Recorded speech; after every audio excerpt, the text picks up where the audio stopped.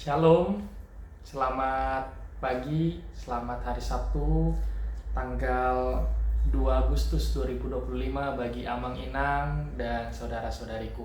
Senang rasanya kita boleh kembali berjumpa di dalam renungan harian HKBP Resort Surabaya Selatan. Kami, Pendeta Daniel Lumbangaul, mendoakan agar Amang Inang serta saudara-saudari sekalian di dalam kondisi sehat, penuh semangat, dan di dalam penuh sukacita. Untuk itu, sebelum kita melanjutkan dan beraktivitas di dalam satu harian ini, di hari Sabtu ini, mari kami mengundang Amang Inang dan saudara-saudari untuk terlebih dahulu mendengarkan renungan harian di hari ini. Untuk itu, sebelum kita mendengarkan renungan harian, marilah kita bersatu di dalam doa. Terima kasih Tuhan, pada hari ini, di hari Sabtu tanggal 2 Agustus 2025, Engkau memberikan kepada kami kehidupan yang baru. Engkau memberikan kepada kami nafas yang baru, sehingga kami boleh masuk di dalam hari yang baru ini Tuhan, di dalam penuh sukacita, dalam keadaan baik, dan penuh dengan rasa syukur. Sebentar Tuhan, kami akan mendengarkan firman-Mu. Kami hendak mengawali hari ini dengan terlebih dahulu merenung dan merefleksi atas firman-Mu. Biarlah firman-Mu Tuhan yang boleh menjadi sinar dan terang yang menerangi kehidupan kami, khususnya di dalam menjalani kehidupan di hari ini. Biarlah firman-Mu Tuhan yang menjadi pelita dan tuntunan bagi kami, sehingga kami boleh tidak sesat dan tidak jauh daripada Engkau Tuhan dalam menjalani aktivitas di hari ini, serta menjalani kehidupan di hari ini. Terima dan dengarkanlah doa kami ini Tuhan, dalam nama Kristus Yesus kami berdoa. Amin. Bapak, Ibu, serta saudara-saudari terkasih, firman Tuhan yang menjadi renungan harian, ayat renungan harian bagi kita di hari ini didasarkan pada Yesaya 42 ayat 21. Yesaya 44 ayat 21, beginilah firman Tuhan Allah. Yesaya 44 ayat 21. Ingatlah semuanya ini, hai Yakub, sebab engkaulah hambaku. Hai Israel, aku telah membentuk engkau, engkau adalah hambaku. Hai Israel, engkau tidak kulupakan. Yesaya 44 ayat 21. Ingatlah semuanya ini, hai Yakub, sebab engkaulah hambaku. Hai Israel, aku telah membentuk engkau, engkau adalah hambaku. Hai Israel, engkau tidak akan kulupakan. Demikianlah firman Tuhan Allah. Amang Inang serta saudara-saudariku sekalian, di antara beberapa kategori usia, kita boleh barang tentu sepakat bahwa kategori usia lansia atau lanjut usia atau lanjut umur merupakan kategori yang cenderung lebih sering mengalami gampang lupa di tengah-tengah kehidupannya. Mereka sering sekali, para lansia suka lupa. Misalnya di mana kunci diletakkan, di mana kacamata ditaruh, seolah-olah hilang, padahal misalnya bisa saja di atas kepala, dan mungkin juga lupa meletakkan di mana surat-surat berharga. Itulah yang terjadi di orang tua kita yang lansia. Untuk itu sebenarnya kita tidak perlu terlalu mempersoalkan itu secara berlebihan, karena itu adalah sesuatu gejala yang memang berhubungan dengan faktor umur, yaitu penurunan daya ingat. Tetapi sebenarnya terkait dengan sering lupa bukan hanya terjadi di para lansia saja atau lanjut usia. Sering sekali orang-orang muda juga sering mengalami gampang lupa atau sering lupa, yaitu misalnya lupa menyampaikan terima kasih. Dia telah menerima sesuatu yang baik tapi dia lupa menyampaikan terima kasih. Orang muda juga sering sekali melupakan nasihat orang tua, seolah-olah ketika ada orang tua memberikan nasihat itu masuk dari kuping kiri keluar langsung dari kuping kanan, atau bahkan didikan atau nasihat dari gurunya. Amang Inang dan saudara-saudari yang terkasih, demikian juga yang mau kita lihat di dalam firman Tuhan di hari ini.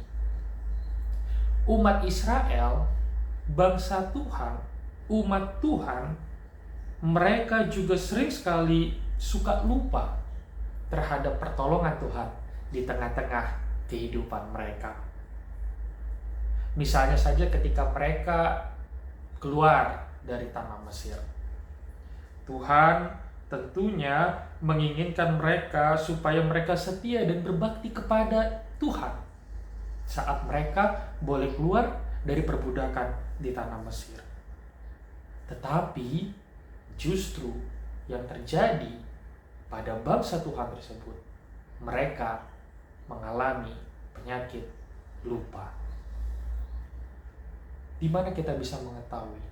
Misal saja ketika Musa saat ia naik ke Gunung Sinai untuk menerima hukum Taurat dari Tuhan, tetapi justru bangsa Tuhan yang menunggu Musa di Gunung Sinai, mereka justru malah tidak setia kepada Tuhan dan menyembah ular tembaga. Kita juga tentu sama-sama mengetahui bagaimana umat Israel juga membangun patung lembu emas. Padahal Tuhan sendiri selalu setia akan janjinya. Padahal Tuhan sendiri telah berjanji memberkati bangsa pilihannya dan tidak pernah melupakan mereka sama sekali. Sedetik pun, bahkan sedikit. Tetapi justru hal yang sebaliknya yang terjadi. Bahkan Tuhan sendiri di dalam riwayat keselamatan yang ia lakukan, ia bahkan telah menghapuskan segala dosa pemberontakan bangsanya, bangsa Israel, seperti kabut yang diterbangkan oleh angin, seperti awan yang bertiup. Bahkan Tuhan telah menebus bangsanya. Tapi justru hal yang sebaliknya lah yang terjadi, Amang Inang dan saudara-saudariku. Kalau dipikir-pikir sebenarnya apa yang dilakukan oleh bangsa Tuhan, umat Tuhan, terkait dengan sifat mereka yang sering lupa akan kebaikan Tuhan, sering lupa untuk mereka agar tetap setia, para umat Tuhan justru lebih pantas menerima hukuman yang keras, justru malah lebih pantas untuk dibinasakan. Karena bangsa Tuhan yang seharusnya menyembah Tuhan tetapi malah menyembah yang bukan Tuhan. Bangsa Israel yang menyembah selain daripada Allah justru sebenarnya lebih pantas untuk menerima hukuman keras dan dibinasakan. Apalagi kalau kita mengingat dan kita melihat di dalam Alkitab kita sebagai Allah yang pencemburu, seharusnya Allah merasa tersakiti, Allah merasa dikhianati atas apa yang dilakukan oleh bangsanya. Tetapi ini yang menarik, Amang Inang dan saudara-saudariku. Sekalipun Allah menghajar mereka, Allah menghukum mereka, namun sekali lagi Allah justru malah mengampuni dan memulihkan mereka. Lagi-lagi Allah setia terhadap janjinya. Tindakan Allah tidak membalas dengan setimpal kejahatan yang dilakukan oleh manusia. Tindakan Allah tidak membalas dengan setimpal apa yang dilakukan oleh bangsa-bangsanya atas dosa-dosa yang telah dilakukan. Bahkan termasuk kita sendiri, kalau kita menghitung-hitung kejahatan yang kita lakukan, keburukan yang telah kita perbuat, dosa-dosa yang telah kita kerjakan, maka seharusnya kita tidak patut menerima sedikit pun yang baik daripada Allah. Kita tidak patut dan tidak berhak untuk menerima yang baik daripada Allah. Seharusnya jika berdasarkan kejahatan, dosa, dan perbuatan-perbuatan buruk kita, maka kita harusnya menerima hukuman yang besar daripada Allah. Tetapi Allah kita tidak seperti itu. Allah kita adalah Allah yang setia terhadap janjinya, bahwa Ia tidak pernah melupakan kita. Sekali Ia telah berjanji untuk memelihara, untuk menyelamatkan, untuk mengasihi, maka untuk seterusnya Ia akan melakukan dan tepat terhadap janjinya itu. Allah justru memperlihatkan kepada kita bahwa Allah kita adalah Allah yang penuh dengan anugerah. Dan itulah yang diberikan kepada kita. Anugerah yang seharusnya kita patut syukuri. Alih-alih Ia menghukum dan membinasakan kita, Ia justru malah mengampuni, memulihkan, dan mengasihi kita.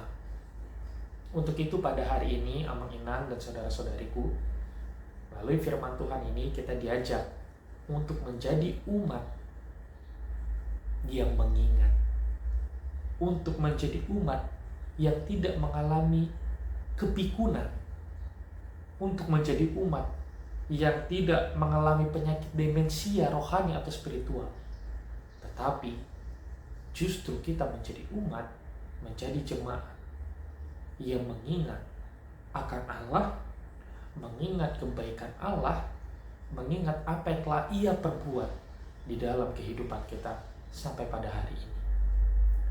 Jangan kita justru di saat kita mengalami sesuatu yang buruk, sesuatu yang tidak enak, sesuatu yang membuat kita resah, kita baru datang dan mengingat Allah. Itu pun sebenarnya baik, karena kita masih mengingat Allah. Di luar sana masih banyak orang yang justru tidak mengingat Allah. Tetapi jangan hanya yang buruk saja baru kita mengingat Allah. Tetapi saat kita menerima yang baik pun, menerima yang mengenakan pun, menerima yang membuat kita bersuka cita, maka kita juga patut untuk mengingat Allah, bahwa oleh karena Allah lah saja yang memberikan itu semua kepada kita sehingga kita boleh menerima yang baik. Jangan ketika kita sakit baru kita mengingat Allah saja, tetapi saat kita sembuh sekalipun, mari kita mengingat Allah. Jangan ketika kita hanya merasa kita tidak memiliki dan terpuruk secara ekonomi atau finansial saja baru kita mengingat Allah, tetapi saat kita mapan pun secara finansial, mari kita mengingat Allah. Terlebih lagi, jangan kita lupakan bahwa besok adalah hari Minggu, hari di mana para umat Tuhan untuk berkumpul bersekutu dan datang kepada Ia, Allah kita, dan memuji namanya.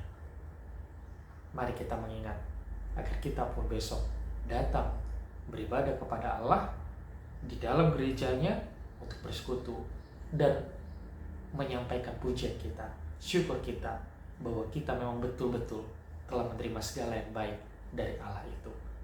Semoga kita kuat menjalani hari ini dan kita boleh semakin mengingat bahwa betapa banyak hal-hal baik yang telah Allah berikan di tengah-tengah kehidupan kita masing-masing. Amin. Tuhan memberkati.